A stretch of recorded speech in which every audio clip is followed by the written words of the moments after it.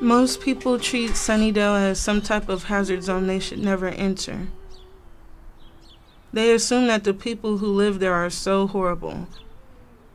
That doesn't summarize this area completely or fairly.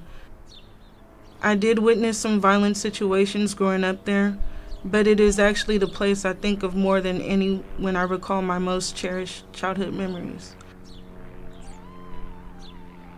It was the place that made me strong, the place that made me wise, the place that made me determined, and it was the place I once called home. Contrary to everyone's beliefs, Sunnydale is a place of community, values, and respect for one another. Often called filthy, depressing, and dangerous, Sunnydale is a 50-acre housing project located in the Visitation Valley neighborhood of San Francisco.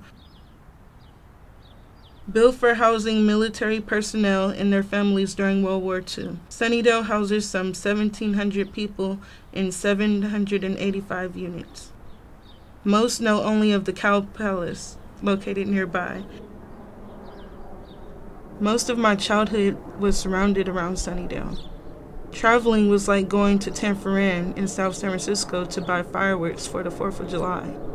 It was a big holiday for all of us and remains my favorite holiday today. Everyone brought out their barbecue pits and kiddie pools. We would try to outdo the next person's fireworks by having the biggest or most fireworks on the block. It was some of the best times I can remember.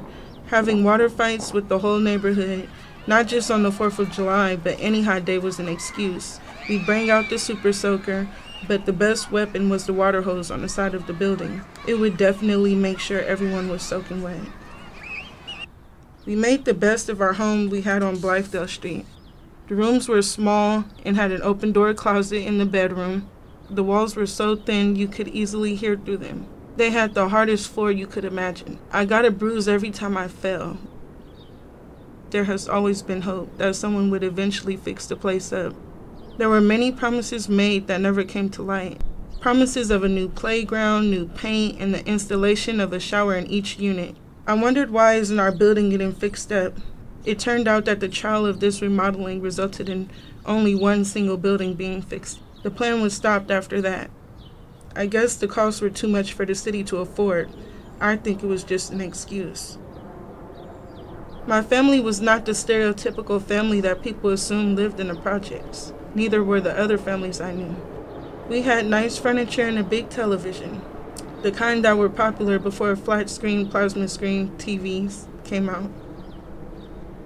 I grew up with a lot of close friends that I considered almost family. Even though there were arguments and fights every now and then, we always helped each other. I remember my mother driving some of the neighborhood kids to school in the mornings, making sure they got to school even if they didn't have a ride. We would pack up to 5 kids in her small car, and off we go to Guadalupe Elementary School. My mother would always forbid me from leaving the front porch. Back then, I didn't understand why, but now I do. I would beg my mother to let me go, but she never let me unless my dad would walk with me. I would promise to play in front and then end up down the hill with my friends. That's why I never got to go anywhere when I was younger. As most kids don't listen to their mother's advice, neither did I. All the kids would walk to Brentwood, the neighborhood liquor store, to get candy and snacks, or visit the candy house, a small candy store residents would make in their home. When I was 7, my family started our own candy house. I would sneak candy and soda into my room late at night. I'd bring it to school almost every day until the day I got in trouble for selling it to other kids during lunch. I think I was about 10 or 11 when I heard the sound of gunshots outside my bedroom window. It must have been December, because I was spraying a snowman on my window. I dropped to the floor and crawled to the hall where I called for my mother. My parents ran to get my baby sister, who was playing near the front door. We had heard of incidents where stray bullets going through the thin project walls had hit children. After waiting a few hours, police finally came. All the neighbors had gathered outside to see what had happened.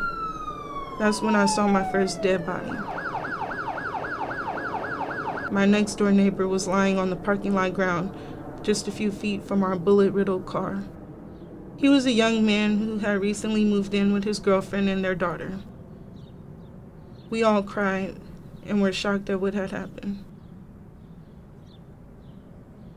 This was an image that would stay in my head for years to come, a memory I would never forget for the rest of my life.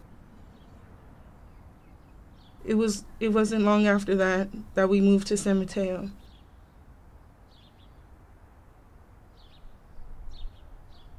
Yes, there was crime and drugs in Sunnydale, but that's not what everyone's life revolved around.